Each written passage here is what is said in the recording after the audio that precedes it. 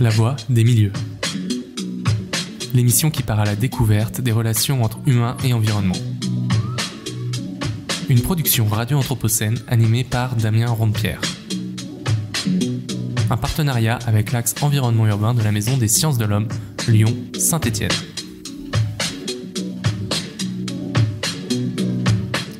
Bonjour à toutes et à tous et bienvenue dans La Voix des milieux. Alors la discussion d'aujourd'hui sera menée à 3 voix, puisque avec moi, Camille l'a oublié, mais il y a Nicolas Posta qui m'accompagne au micro. Salut Nicolas. Bonjour à toutes et tous. Nous sommes ravis de prendre le micro aujourd'hui au sein du festival à l'école de l'Anthropocène. Un événement qui rassemble chercheuses, citoyennes, actrices des mondes politiques, économiques et artistiques pour mettre en débat les enjeux et conséquences de l'Anthropocène. Alors vous pouvez retrouver le programme de cette 7e édition en ligne sur école-anthropocène.fr pour nous rejoindre au sein des différents ateliers, masterclass, balades urbaines et autres animations. Mais pour l'instant, c'est parti pour La Voix des milieux. Nous en avons déjà toutes et tous longé un jour, que ce soit à pied, à vélo ou en voiture. Elle dessine les paysages ruraux et agricoles, elle participe parfois de la lutte contre l'érosion des sols et sont même un outil de patrimonialisation. J'ai pour exemple le bocage du Charolais brionnais d'où je viens qui en fait un élément distinctif de sa candidature pour l'inscription au patrimoine mondial de l'UNESCO. Vous l'aurez certainement compris, aujourd'hui, ce sont les haies qui guideront nos discussions. Frontières historiques et cadastrales des propriétés foncières, les haies forment un entre-deux, une barrière végétale riche en biodiversité. Elles sont le milieu de nombreux insectes, petits mammifères et oiseaux qui se nichent au milieu des noisetiers, nèfles, chèvrefeuilles et autres hêtres. Elles sont aussi l'objet des questionnements et sources de débats politiques face à la crise environnementale que nous traversons. Dans La Voix des milieux aujourd'hui, nous portons donc notre regard sur ces haies, sur ces milieux situés au milieu d'autres milieux, en compagnie de Léo Magnien. Bonjour Léo. Bonjour. Alors Léo Magnien, tu es sociologue, chargé de recherche au CNRS, membre du laboratoire interdisciplinaire Sciences, Innovation et Société. Tu as publié en 2024 La vie sociale des haies, enquête sur l'écologisation des mœurs, aux éditions La Découverte. Donc ce titre est évocateur et nous conduit tout droit vers notre première question. Car si certains d'entre nous connaissent les haies comme une composante biologique de notre environnement, tu les définis dans ton travail comme des entités, je cite, semi-naturelles. Alors peux-tu nous préciser cette dimension sociale que tu mets en évidence ? Très bien, merci beaucoup pour l'invitation déjà. En effet, quand on parle de haies, souvent on parle de corridor écologique. C'est une notion qui a beaucoup été diffusée à partir des années 80, qui est chère aux chasseurs notamment, puisqu'il circule diverses faunes. Et le pas de côté dans le livre, parallèlement à tous les livres qui existent sur la vulgarisation de la dendrologie, la science des arbres ou l'écologie des paysages, c'est pas de s'apesantir sur les espèces non humaines qui sont dans les haies, mais plutôt en quoi justement c'est bien cette espèce humaine-là qui façonne ce milieu. Et qu'on peut parler non pas de corridor écologique seulement, mais aussi de corridor sociologique en parlant des haies, parce qu'elles sont au croisement de divers acteurs, à la fois les collectivités, donc les mairies, mais aussi diverses pratiques de loisirs. On parlait des chasseurs à l'instant, ça peut être les plantations avec des écoliers, évidemment les agriculteurs, et puis le kaléidoscope sociologique que représente l'agriculture aujourd'hui. Il y a divers rapports à la haie en fonction de la position sociale de l'agricultrice ou de l'agriculteur dont on parle, et la loi, l'informatique, ces activités aussi, même si ça peut paraître étrange, ont à faire avec nos haies. Alors là, tu viens d'embrasser la totalité du panel que tu décris dans ton ouvrage, et ça nous conduit, avant de revenir là-dessus, plus spécifiquement sur soit les acteurs, ce qui s'entremêle, les pratiques qui sont mises en évidence, ça nous conduit, nous en tout cas, vers une question, et on doit te la poser très régulièrement, c'est comment on en vient en fait à se saisir des haies pour étudier les rapports humains, les rapports politiques, les rapports sociaux à l'environnement. Alors c'est absolument pas un amour original pour les haies, au sens où voilà, je viens pas d'un milieu de bocage, je viens d'un milieu de montagne, et je me suis intéressé aux haies progressivement. C'est une forme de découverte accidentelle. Je faisais des entretiens avec des éleveurs de bovins charolais, pas très loin de chez toi, j'imagine, dans les Combrailles, entre l'Allier et le Puy-de-Dôme. Et il me parlait de santé mentale, puisque je travaillais avec Médecins du Monde au départ, en master, et puis progressivement aussi de la politique agricole commune, l'administration au sens large, en pointant du doigt une déconnexion entre leur administration et leurs pratiques quotidiennes. Au cœur des actualités, à ce moment-là, au point de vue réglementaire, il y avait la protection des haies.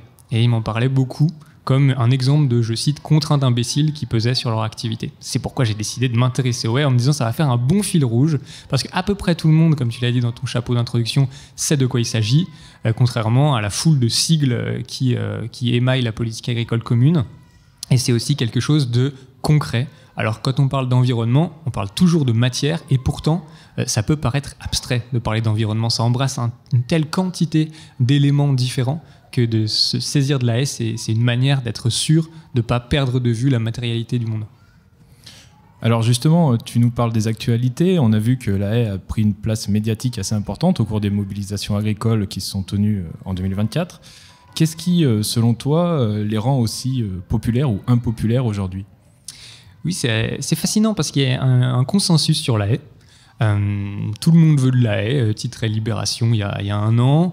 La FNSEA a une filiale qui s'appelle Épiter qui plante des haies pour de la compensation carbone par exemple. Voilà, il y a vraiment un consensus. Et puis de l'autre côté, et comme tu l'as évoqué, il y a eu les mobilisations agricoles l'année dernière et puis dès 2023. Et à ce moment-là, la haie est sortie comme un emblème de la bureaucratie tentaculaire, celle qui serait totalement absurde et qui s'imposerait aux agriculteurs. Arnaud Rousseau, le président de la FNSEA, a par exemple mis en avant les 14 réglementations qui pèsent sur les haies. Alors en réalité, il y a 3 grandes réglementations, le code de l'urbanisme, le code de l'environnement et la politique agricole commune. Et pourquoi elles ne se, juste pour rebondir, pourquoi elles se recroisent pas ces 3 codes? Enfin, quelle est la particularité du coup du fait qu'on parle de 14 articles, textes, et pourquoi on en parle, enfin pourquoi il n'y aurait plus que 3, et pourquoi les 3 ne peuvent pas s'embrasser ou s'imbriquer les uns aux autres? Alors il y a plein de raisons pour ça. Et ce serait long de le détailler, mais c'est ce que j'essaye de faire dans le livre sur notamment les méthodes de contrôle, les cartographies sur lesquelles s'appuient divers acteurs qui font appliquer ou non la réglementation. Mais là où je voulais en venir, c'est que les 14 réglementations qui sont critiquées, il y a un autre paradoxe, c'est que malgré toutes ces réglementations, on perd aujourd'hui 20 000 km de haies par an, c'est les seuls chiffres dont on dispose, et ça c'est perte nette, donc déduction faite des 3 000 km qui sont plantés chaque année, sachant que ça a doublé par rapport à ce qu'on perdait il y a une dizaine d'années, où là c'était plutôt 10 000 km par an. Donc le paradoxe, c'est pas seulement qu'il y a un consensus autour de la haie et que par ailleurs ça peut être un objet de tension politique, c'est aussi qu'on a de plus en plus de règles mais de moins en moins de haies. Et il y a eu du coup des politiques un peu paradoxales, voire contraires dans l'histoire, avec le remembrement puis le démembrement, ou le démembrement puis le remembrement. Je n'arrive pas à savoir lequel est le bon et lequel est le premier. Et toi, du coup, tu utilises un terme dans ton ouvrage qui est celui de requalification. Est-ce que tu peux nous expliquer ce que tu entends par requalification et pourquoi tu utilises ce terme-là plutôt que remembrement ou démembrement? Ça permet d'avoir quelque chose qui est plus large. En fait, le rôle des concepts, tout simplement, c'est d'avoir un filet à papillon, de pouvoir attraper des choses avec. Parler de requalification, c'est se demander, tiens, mais qu'est-ce qui fait la valeur des choses? Comment cette valeur est véhiculée? Par quoi elle se transporte? Par quoi elle est médiée? Et qu'est-ce qui peut nous permettre, dans une enquête, de savoir ce qu'un tel, un groupe social, par exemple, pense d'un objet? Et là, en parlant de requalification, ça me permet d'englober toutes les pratiques ou les déclarations. Donc ça peut être langagier, ça peut être situationnel, ça peut être un éleveur qui est très mécontent en entretien et qui m'explique que la PAC est extrêmement pénible pour lui parce qu'il n'a plus le droit d'arracher les haies. Ça peut être des cartographies qui vont établir des seuils à partir desquels on parle de haies ou de bosquets. Ça peut être des textes de loi qui vont les définir dans les années 50 comme des obstacles à l'utilisation rationnelle du sol, ou aujourd'hui comme des infrastructures agroécologiques. Ça peut être des romans ou des livres pour enfants, ça peut être des manuels de plantation. Donc, requalification, ça permet d'englober toutes ces pratiques-là qui affectent la signification de l'objet en question et d'essayer de les classer ensuite, celles qui vont concerner plutôt une dimension temporelle, spatiale, etc. Et simplement, remembrement, peut-être pour les gens qui nous écoutent et qui ne sauraient pas, il s'agit d'une opération d'aménagement foncier qui vise à standardiser les parcelles, c'est-à-dire à les fusionner pour plus facilement pouvoir les travailler avec un tracteur et les rassembler aussi autour du siège d'exploitation de façon à avoir une exploitation qui est plus facilement transmissible. Merci pour l'éclaircissement. Alors justement, ce protocole de requalification, tu as choisi de l'historiciser. Tu remontes dans ton ouvrage jusqu'au 19e siècle, si je ne me trompe pas. Quelles sont donc les différentes périodes que tu mets en évidence et pourquoi ce choix d'historiciser ce processus et pourquoi le 19e siècle? Alors, tu as raison, le 19e siècle, c'est l'apogée du bocage. En tout cas, en France, c'est comme ça qu'il est défini par les spécialistes, qui sont les archéogéographes, les géographes. Et peut-être qu'on peut remonter un tout petit peu avant pour la phase d'embocagement, avant le remembrement. Et pour parler avec une référence qui est très large, c'est Karl Marx dans Le Capital qui parle des enclosures, un mouvement d'appropriation de la terre par les lords, où il explique que la clôture, la haie, participe à l'incorporation du sol au capital. Donc la formule dit bien ce qu'elle veut dire, on est loin de l'emblème de la nature ordinaire d'aujourd'hui. La haie est un produit du capitalisme, c'est ça ? Alors, dans le livre, je dis que ce sont des étais du capitalisme naissant. C'est pas les seuls, mais en tout cas, oui, la première fonction de la haie, c'est la barrière, en fait. C'est le « ceci est à moi » de Rousseau. On s'approprie à la fois pour protéger les cultures et pour empêcher les animaux de s'échapper.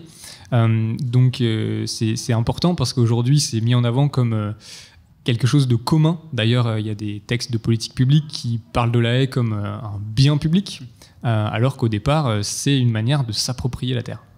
Et du coup, est-ce que tu peux revenir sur ces différentes périodes après le 19e et après le réembocagement, c'est ça ? Non, le embocagement.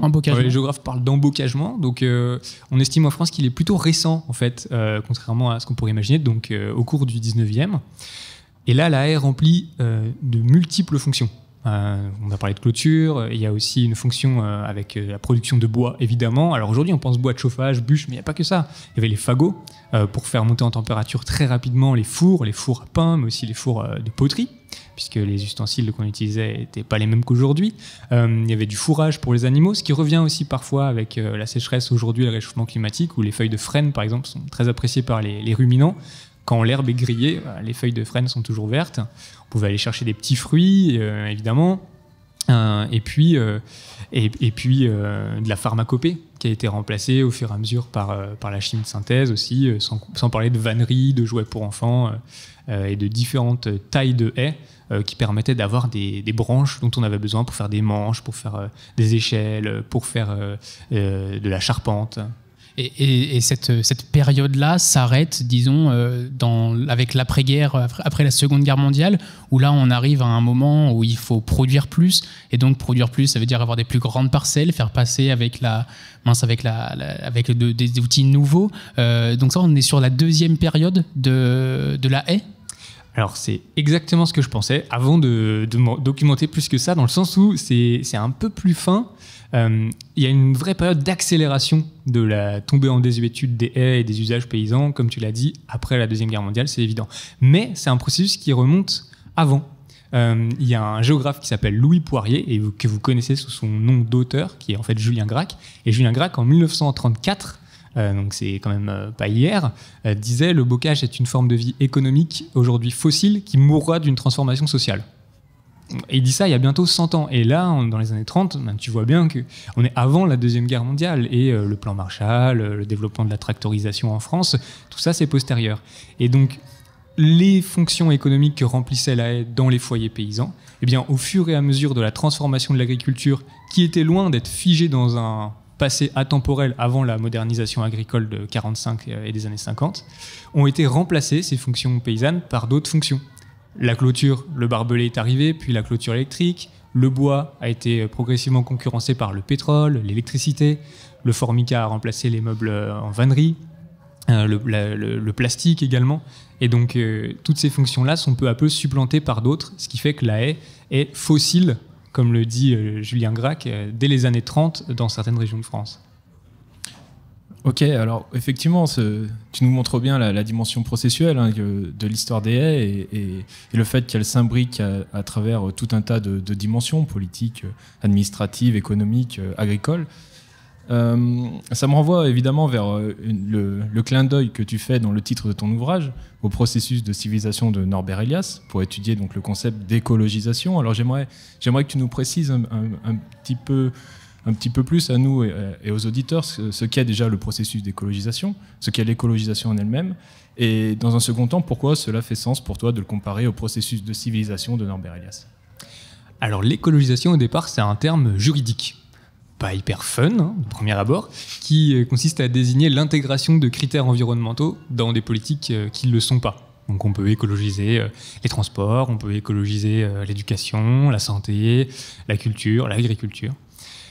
Et ce qui m'intéresse, c'est de parler d'écologisation des mœurs, au sens où est-ce qu'on a une écologisation des textes de loi qui sont mis en œuvre? Bon, d'accord, c'est une première chose, mais est-ce que cette transformation juridico-légale se transforme, donne lieu ou reflète, parce que ça peut être dans les deux sens, des transformations pratiques, de manière de concevoir sa place dans la société, d'effectuer un métier plutôt qu'un autre, d'interagir avec différents éléments de l'environnement.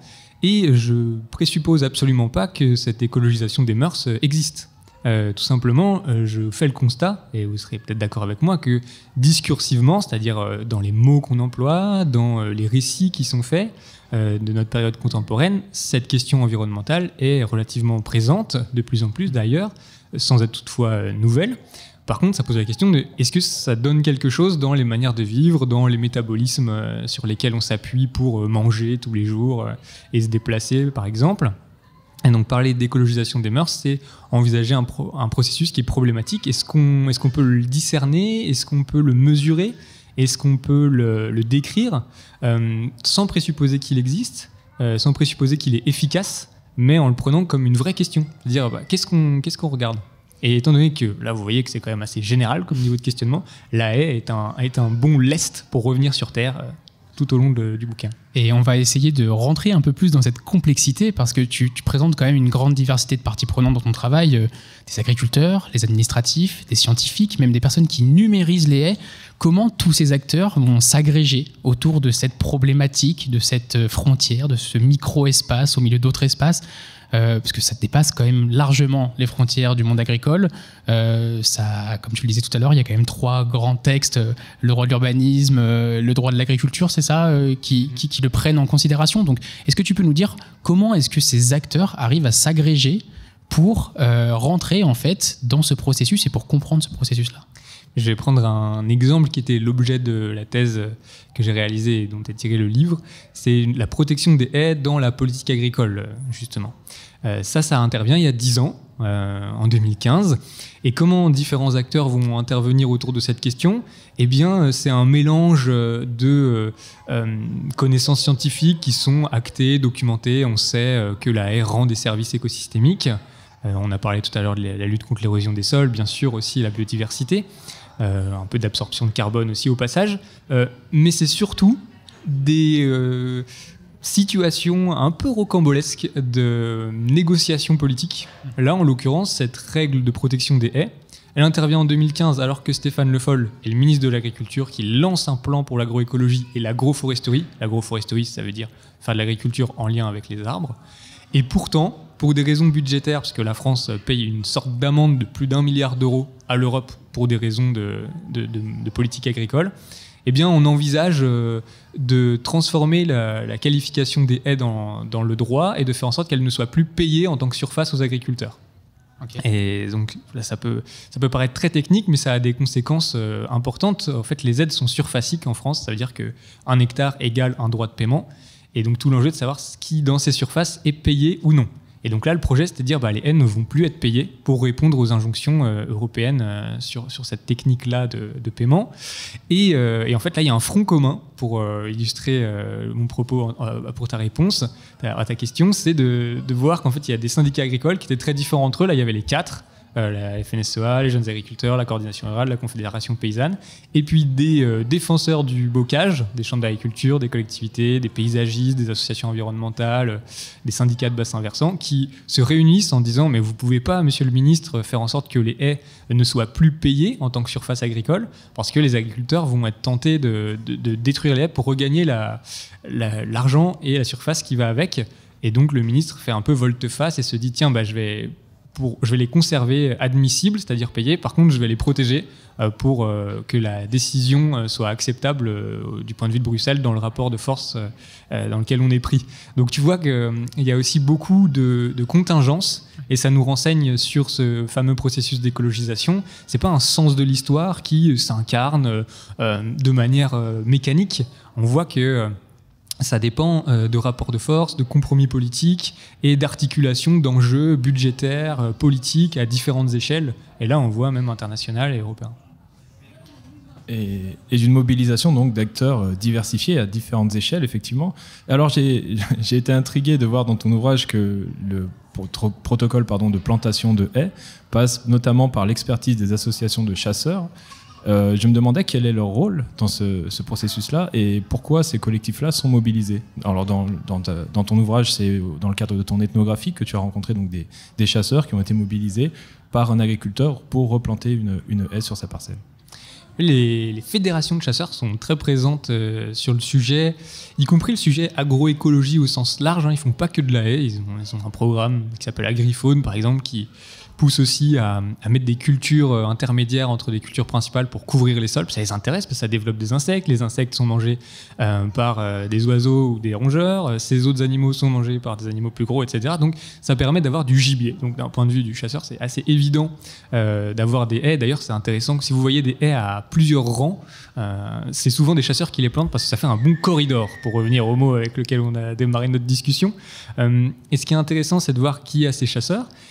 Ou plutôt les salariés des techniciens, qui sont généralement chasseurs aussi, les salariés des associations, enfin des fédérations, pardon, qui sont techniciens, et qui sont chasseurs par ailleurs souvent, mais qui sont obligés de discuter avec d'autres personnes qui sont sur la haie, les associations environnementales dont on parlait tout à l'heure, les chambres d'agriculture, et entre chasseurs et agriculteurs, au point de vue des organismes, ça ne fonctionne pas toujours, parce qu'il y a du dégât de grande faune, par exemple les sangliers, les chevreuils qui vont faire du dégât dans des maïs, donc il peut y avoir des tensions. Et puis je ne vous parle pas des tensions entre les associations environnementales, et défense des oiseaux par exemple, et les syndicats agricoles majoritaires ou les chasseurs. Et bien pourtant, tous ces acteurs-là sont obligés de coopérer bon gré mal gré sur la haie, et c'est leur articulation qui a fait la force du sujet haie aussi, qui arrive jusque dans l'actualité. Il y a eu encore là, dans la loi agricole, des éléments qui sont en faveur de la haie, et ce, malgré la profonde division du monde politique aujourd'hui. Parce que j'ai envie de rebondir sur cette division, parce qu'en fait, elle est un peu en filigrane de ton ouvrage. Parce que d'ailleurs, tu parles d'écologisation des mœurs pendant tout le livre, et puis à la conclusion, tu parles d'écologisation des heurts. Qu'est-ce que tu entends par là, par écologisation des heurts ? Écologisation des heurts, ouais. Bon, parce que j'aime bien les jeux de mots, je ne vais pas me cacher. Mais non, parce que ça permet de voir qu'en fait, ce qui est central dans ce processus, ce n'est pas son aboutissement, ce n'est pas ses résultats, pour le dire simplement, mais c'est le processus lui-même. Et ce qui est au cœur de ce processus, c'est des divergences, des désaccords sur que faut-il faire de l'espace rural, là en l'occurrence, c'est la surface agricole, 52% du territoire. À quoi doit-on donner de la valeur monétaire, au paysage, à la production agricole, à la biodiversité, ou alors est-ce qu'il faut ne pas en donner? On met en place des réglementations, mais faut-il les appliquer dès lors que leur application peut ne pas plaire à certains types de personnes ou de groupes sociaux? Donc l'écologisation des heurts, dans le sens où ce processus d'écologisation, il n'arrive pas dans une société nouvelle. Il n'arrive pas avec une table rase. Non, en fait, il y avait déjà des rapports de force, et il vient colorer ces rapports de force, les transformer et les rejouer d'une certaine manière. Là, autour de la haie, on en a un bon exemple avec des acteurs qui peuvent, selon les circonstances, dire bien sûr, il faut de la haie autour de ma parcelle. C'est formidable, mais ne remettez pas en cause ma manière de la tailler, ou bien ce qui se passe à l'intérieur de la parcelle, puisque ça, c'est strictement de la production et ça ne vous concerne pas en tant qu'amateur de paysage ou de biodiversité. Une analyse donc qui renvoie à des événements très actuels. Est-ce que tu penses que l'objet haie, en tant qu'élément consensuel, dirons-nous, suffirait alors à embrasser, tout du moins nous permet aujourd'hui d'embrasser la diversité des problèmes environnementaux auxquels nous sommes confrontés? Est-ce qu'on ne pourrait pas dire que c'est la haie qui cache la forêt? Alors non, la haie n'est pas une solution. D'ailleurs, j'ai une petite section dans le livre qui prend ce contre-pied-là en disant si la haie rend multiples services écosystémiques, c'est absolument pas une panacée, et que ça peut parfois jouer le jeu d'une sorte d'idiote utile de l'agriculture industrielle, ou plus largement de la destruction de l'environnement, en disant regardez, on fait des choses, on plante, alors que si je rappelle les chiffres, on plante à peu près 3000 km par an et on en perd 20 000. Donc c'est bien de continuer à planter, mais il faut se poser les questions de qui entretient derrière. Et c'est là aussi on peut reboucler avec Elias, où pour Elias, le processus de civilisation des mœurs dépend de la division du travail et donc de l'interdépendance entre nous. Et là, en fait, avec l'écologisation des mœurs, on se heurte là avec le cas des haies, à une forme de limite de cette division du travail social, puisque les agriculteurs, c'est moins de 2% de la population active, et comme on l'a dit, ils doivent travailler sur plus de 52% du territoire, et l'entretien des haies s'ajoute à toutes leurs autres missions dans des exploitations qui sont de plus en plus grandes. Léo Magnin, un grand merci à toi d'être venu présenter ton ouvrage « La vie sociale des haies, enquête sur l'écologisation des mœurs ». À travers l'étude de ces haies intemporelles, ce sont des questions très contemporaines que tu soulèves aujourd'hui au micro de La Voix des Milieux. Je rappelle que l'on peut te retrouver à 16h, salle Paul Garcin dans la Croix-Rousse pour une masterclass sur ton ouvrage et à 20h30 ce soir pour la soirée du festival intitulée « De la beauté encore ».